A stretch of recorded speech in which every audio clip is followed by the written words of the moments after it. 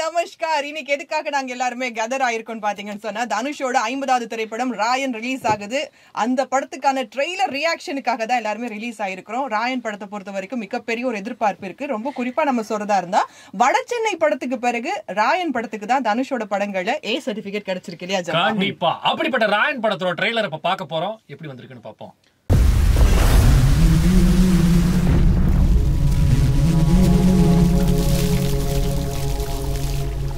ஆயா, காட்டிலே ஆபத்தான மிருகம் எது தெரியுமா? சிங்கம்தான்.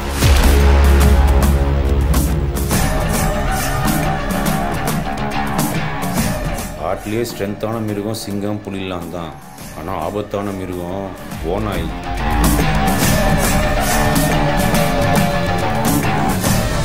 ஒத்தைக்கு ஒத்த நின்னா சிங்கம் ஓநாயை அடிச்சிடும். ஆனால் ஓநாய் பயங்கர தந்திரவாதி. கூட்டமாக சுத்து போட்டு ஸ்கெட்சு போட்டு சிங்கத்தை அழிச்சிரும். அவன் பெரிய ஆம்பளை, தைரியசாலி. அவன் இங்க வந்து போட சொல்லு.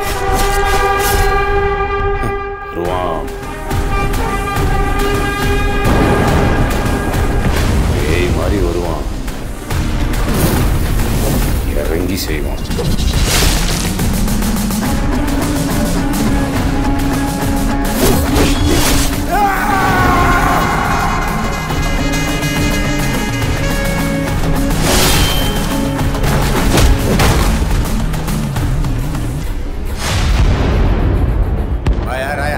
போய் என்ன சொன்ன? தப்புன்னு கேஸ வாபஸ் வாங்கிட்டான். கெஞ்சி கேட்டேன் சார். உசிரே நீதானே நீதானே நடலாமும்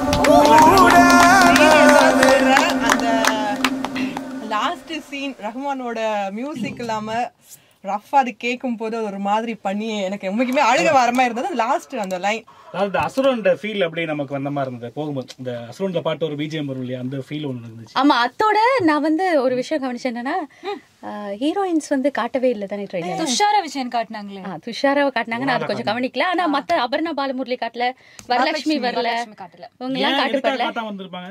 ஏதாவது ஒரு கதை இருக்கும். இல்ல, இந்த ட்ரெய்லர் ஸ்பெசிபிக்கா நான் பார்க்கும்போது ஒரு நிமிஷம் வரைக்கும், ட்ரெய்லர் ஆரம்பிச்ச ஒரு நிமிஷம் வரைக்கும் தனுஷுக்கான இன்ட்ரோவா தான் இருந்தது. தனுஷை காட்டவே இல்லை ஒரு நிமிஷம் வரைக்கும். ஒரு நிமிஷத்துக்கு பிறகுதான் தனுஷை காட்டுறாங்க. அப்போ இது தனுஷுக்கான ஒரு ட்ரெய்லரா இருக்கணும். ஏன்னா ட்ரெய்லர் 149, அப்போ 49க்கு பிறகு தனுஷ், அதுக்கு முன்னுக்கு தனுஷை காட்டவே இல்லை. தனி எல்லாம் வெளியிட மாட்டாங்க. அதுக்கு முக்கியத்துவம் இருக்காதுன்னு நினைக்கிறேன். இதுல முக்கியமா யாருமே நோட் பண்ணாத ஒரு விஷயம், அந்த ட்ரெய்லர் ஃபுல்லா கூட பாத்தீங்கன்னா இரவு காட்சிகள், நைட் சீன்ஸ் இருக்கு. எனக்கு தெரிஞ்சு இது ஒரு சம்டைம்ஸ் ஒரு நைட் டைம்ல கூட ஆக்ஷன் நடக்கிற கதையா இருக்கலாம். ரொம்ப ராவான ஒரு கதை. இப்ப இப்படியும் இருக்குதானே, இப்போ ஒரு டார்க்னஸ் தானே காட்டுறாங்க. அவங்களோட ஒரு கருப்பு பின்னணியை காட்டுறதுக்காக அந்த மாதிரி ஒரு ட்ரெய்லர் கட் பண்ணி கைதி படத்தை கொண்டு வந்திருக்காரு. அதான் கலர் டோன் நல்லா இருந்துச்சு. ப்ளூ அண்ட் ரெட்ங்கற லைட்டிங் கூட அவங்க யூஸ் பண்ணிருக்காங்க. அது ரொம்ப நல்லா இருக்கு. தனுஷோட நிழலை மட்டும் காட்டுவாங்கல, அது நல்லா இருந்தது. அவரோட அந்த உருவம் இருட்டுல இருந்து வரும்போது நல்லா இருந்தது. ஆனா தனுஷோட கெட்டப் வேற லெவல். அது என்னதான் போஸ்டர்ல நம்ம பார்த்தாலும், ஆமா, இந்த இதுல பாக்குற நேரம் தனுஷ அட என்ன ஆளப்பா அவரு.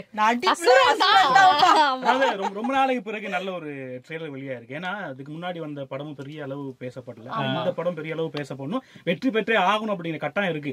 எனக்கு நல்லா இருக்கும்னு தோணுது. ஏன்னா இப்போ அந்த 50வது படம்ங்கிற பட்சத்துல ரீசெண்டா சேதுபதி விட்டு மகாராஜா வந்துருச்சு, சூப்பர் ஹிட். நம்ம தலைக்கு மாங்காத்தோ ஆப்வியஸா. எனக்கு ஏதோ வேற லெவல். அது கடைசியில ரஹ்மான் பிஜிஎம் சுறா விஜய் 50வது படம்னு சொல்லும் போது எல்லா ஹீரோஸ்க்கும் சூப்பர் டூப்பர் சக்சஸா அமைஞ்சிருக்கு. சோ தனுஷுக்கு இது ஒரு சக்சஸ்ஃபுல்லா இருக்கும். அதுவும் பர்த்டேக்கு 2 நாளைக்கு முன்னுக்கு ரிலீஸ் ஆறதால ரொம்ப பெரிய ஒரு எக்ஸ்பெக்டேஷன் இருக்கு. அவருடைய ரெண்டாவது இதுல ரஹ்மானோட மியூசிக்க ரொம்பவே எதிர்பார்க்கிறேன். கடைசில அந்த ஹம்மிங் வர்றப்ப அவரோட வாய்ஸ்ல அது வர்றப்ப அதுதான் அதுக்கான உயிரை கொடுக்குது, சோலை கொடுக்குது. இது உண்மையாவே என்னதான் அந்த கேங்ஸ்டர் படம் அப்படி இப்படின்னு ரத்தம் வெறி அப்படி இருந்தாலும் எங்கயாவது இமோஷனல் டச் இருந்துட்டு இருக்கும். ஃபேமிலி கனெக்ட் ஆகுது. செல்வராகவன் என்ன கதாபாத்திரம் நினைக்கிறீங்க பாக்கும்போது? எனக்கு அவங்க அப்பாவா இருக்கணும், இல்ல பெரிய அண்ணனா இருக்கணும். ஏதாச்சும் ஆனா அப்படி தோணல. அப்பனா வானத்தை போல படத்தை சொல்லுங்க. இல்ல ஒரு ஊர்ல இருக்கிற பெரியவர் அந்த மாதிரி எனக்கு தோணுது. ஏன்னா எனக்கு தெரிஞ்ச லெவல்ல அவங்க ஃபேமிலி சம்பந்தமான ஒரு ரிவெஞ்ச் எடுக்கிறதுக்காக போறப்போ அண்டர் வேர்ல்டோட கனெக்ட் ஆகுதுன்ற மாதிரி தானே படம். ஆனா இந்த படத்துக்கு வந்து பவர் பாண்டிக்கு அப்புறம் வர படம் இல்லையா, தனுஷ் 2வது டைரக்டோரியல் படம், ஒரு வருஷம் ப்ரீ ப்ரொடக்ஷன் பண்ணாரா. சோ அப்ப அந்த அளவுக்கு ஆள் ரொம்ப நல்லா இதுக்காக ப்ரிப்பரேஷன் பண்ணிருக்காப்ல. இதுல இன்னொன்னு சொன்னாங்க, தேனிசை தென்றல் தேவா இருக்காரு இல்லையா, அவரையும் ஒரு வில்லன் கேரக்டருக்காக அப்ரோச் பண்ணிருக்காங்களா, ஆனா அவர் முடியாதுன்னு சொல்லி சொன்னாங்க. இதுல காளிதாஸ் நடிக்கிறதுக்கு பதிலா முதல்ல விஷ்ணு விஷால தான் கூப்பிட்டுருக்காங்க. அப்போ இதுல இப்ப செல்வராகவனுக்கு ஒரு கதாபாத்திரம் இருக்கு, அது அண்ணனோ அப்பாவோ நாங்க கெஸ் பண்ணோம். பிரகாஷ் ராஜ பாக்குற நேரம் ஒரு போலீஸ்காரர் மாதிரி தான் இருக்காரு. எஸ்.ஜே. சூர்யா வந்து ஒரு வில்லன், ஒரு வில்லன் இருக்காரோ. சரவணனை காட்டுறாங்கல்ல, சரவணனை காட்டும் போது சிங்கம்னு சொல்ற அந்த கேரக்டருக்கு காட்டிட்டு ஆனா சிங்கத்தை விட பவர்ஃபுல் ஓனாயின்னு சொல்றாங்கல்ல. அப்போ ஒரு எல்லாருமே சேர்ந்து ஏதோ ஒரு விஷயம் ஃபேமிலிக்குள்ள நடந்திருக்கணும். அததான் ஒரு ஃபேமிலி டிராமா, அதுல ஒரு த்ரில்லர் விஷயம், வடச்சென்னை மாதிரி. சரி, ஒரு நல்ல ஒரு படமா இருக்கும். கண்டிப்பா பார்க்க எங்களுக்கு ரொம்ப சாட்டிஸ்ஃபை இருக்கு. ஜூலை 26 படம் வரப்போகுது. எல்லாருமே தியேட்டர்ல போய் பாப்போம். நாங்கெல்லாம் எப்படி ஃபர்ஸ்ட் டே ஃபர்ஸ்ட் ஷோ போறோம்ப்பா. ஆமா, இல்லனா அந்த சோஷியல் மீடியால எழுதி தள்ளி பாக்குற படத்தையும் பார்க்க விடாம செய்து விட்டுருவீங்க. சொல்றீங்களா நீங்க?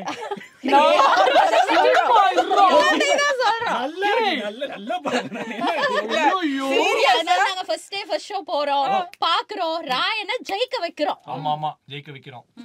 இந்தியா வர போறாரு ராயன்மா.